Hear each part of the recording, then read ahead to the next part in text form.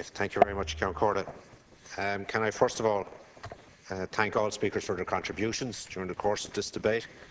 Some expected, some not expected, mildly surprised at some of the contributions earlier, and see the weight of those contributions in the forthcoming minutes. I said during my contribution on Tuesday that this whole process had been, as Deputy O'Dowd says, an unmitigated disaster.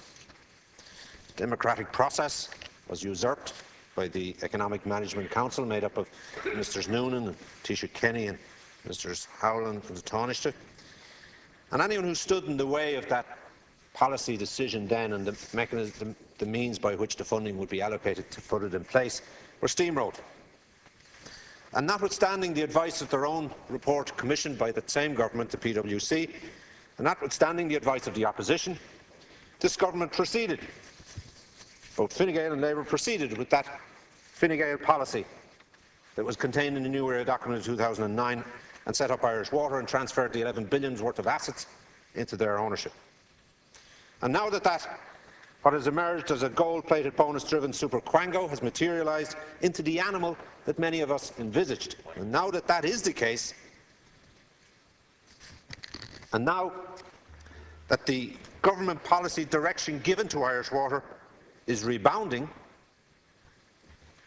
many of the government party TDs realise the errors of their way.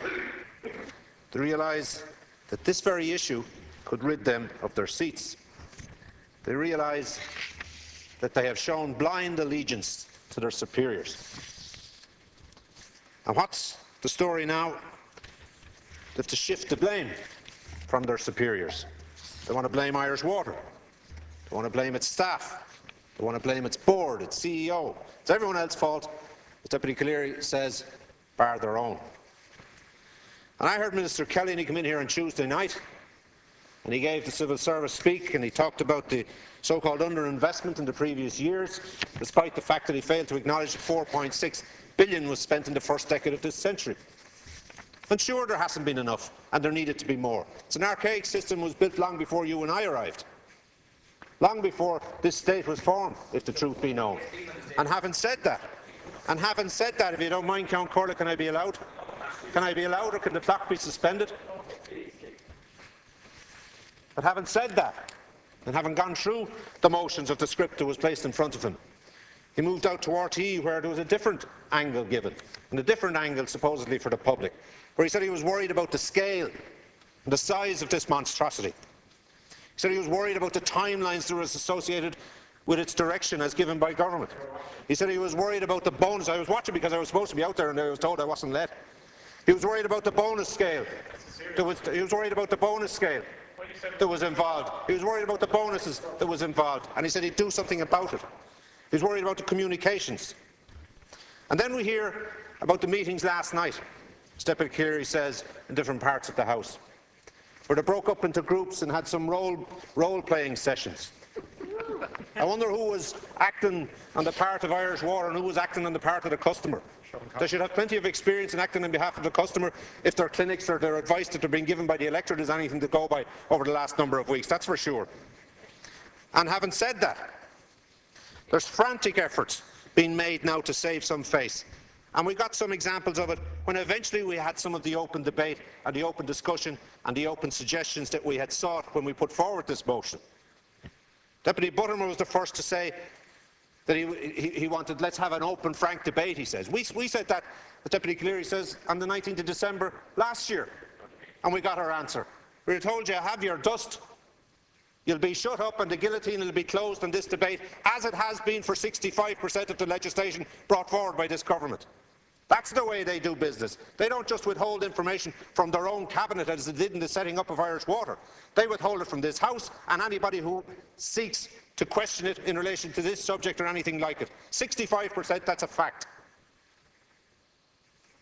Then we had Deputy Nolan and Deputy Lawler, and they appeared to give carte blanche full support for this motion.